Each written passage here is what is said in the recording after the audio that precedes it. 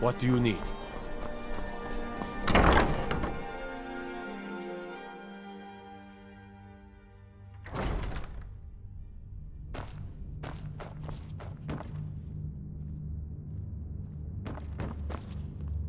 Oh, hello. Just tidying up.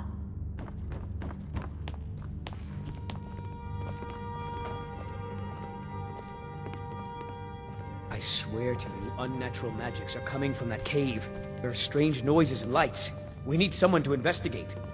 Then we will immediately send out a legion to scour the cave and secure the town. Hafengar's people will always be safe under my Your rule. Eminence, my scrying has suggested nothing in the area. Dragon Bridge is under Imperial control. This is likely superstitious nonsense. Perhaps a more tempered reaction might be called for? Oh, yes, of course, you were right. Falk, tell Captain Aldous I said to assign a few extra soldiers to Dragonbridge. Thank you, Jarl Elisif. But about the cave? I will have someone take care of the cave as well, Varnius. You can rest easy. You're dismissed.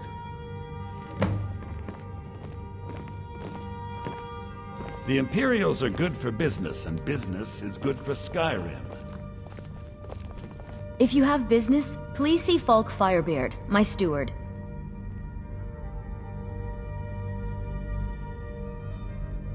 Not yet, no. Although it is true my husband Torrig was the High King, and I am his widow. Now is not the time to lay claim to such a title. This land is riven by war, and her people suffer for it. The Stormcloaks are a blight on Skyrim, and like any blight, must be purged. Only then will I take my rightful place as High Queen.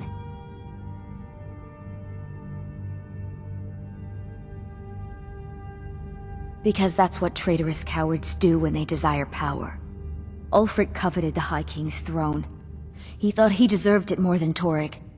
And so he came before my husband and he shouted, with that terrible voice, like something out of a legend, or a nightmare. When Ulfric unleashed such fury, my husband, he simply ceased to be. That is all I will say, for it grieves me to speak of it. A question I am all too familiar with. One my very Thanes ask often. They worry that Tullius is so focused on the war that he risks forgetting what's best for our people. The real irony is that, while General Tullius is certainly no Nord, the people of Skyrim would be lost without him. Trust is always difficult, especially for my people. Yet we must trust in Tullius's leadership. For what other choice do we have? Oh, I thought that matter was handled. I think Falk is taking care of that. Be well. Pray for Solitude and my husband.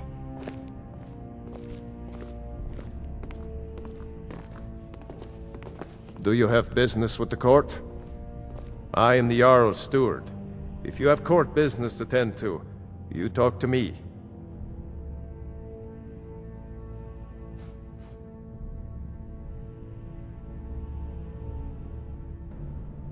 Oh, right, the rum. Thank you. I developed a taste for it after a fair-weather trip to Hammerfell. Here, this is for you. Of course he does. What sort of a question is that? Maybe you've been listening to Erikr. There's been loose talk among some of the Thanes, and I suspect he's the cause of it. You'll pay those rumors no heed if you wish to retain your welcome in this city. She may be young, but Elisif is the Jarl by right. And here in Skyrim, if nothing else, we respect the traditions of our fathers' fathers.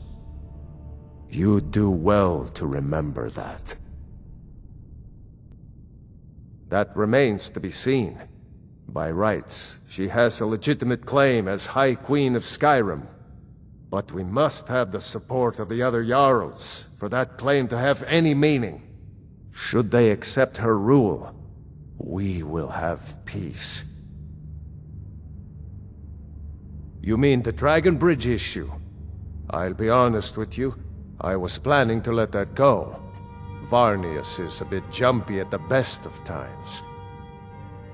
There have been reports of weird happenings near Wolfskull Cave. Travelers disappearing, odd lights. I suspect wild animals, or perhaps bandits. I don't think it's worth our time with the war going on. But if you want to clear out the cave, I'll make sure you're repaid for your work. The cave has a bad history. Long ago, Potema the Wolf Queen used it for necromantic rituals. That's where it got the name.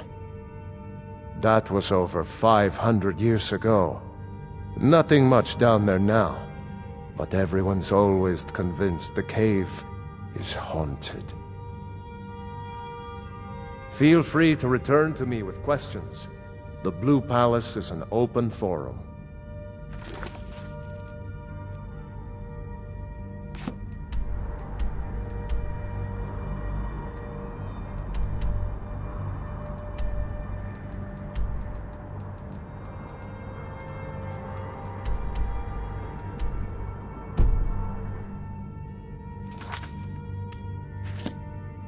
Do you have business with the court?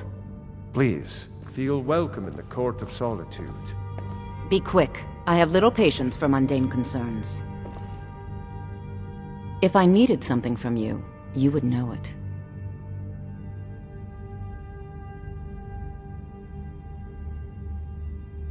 I was, to my shame.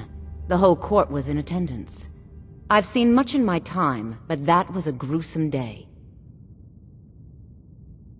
Because Ulfric needed a symbol. Someone he could defeat that represented the Empire. The white gold concordat, the banning of Talos worship.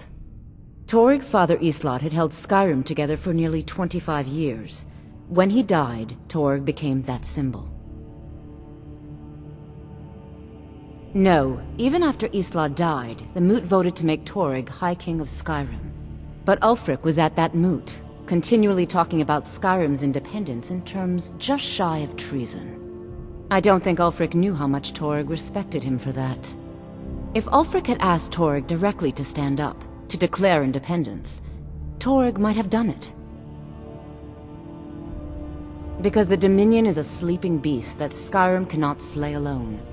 Because many Nords are part of the Imperial Army even now. Because the food and resources we get from the Empire are important to our people. Because even if we can't openly worship him, Talos the God was once Tiber Septim the man, and this is his empire. And Toryg wasn't ready to let it fall apart. I was a member of the court during the reign of Toryg's father. It was Toryg who appointed me to the position.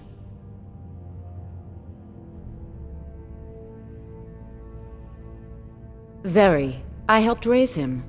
Oh, I could not have been more proud to see Toryg on the throne. He made a fine king. A fine king.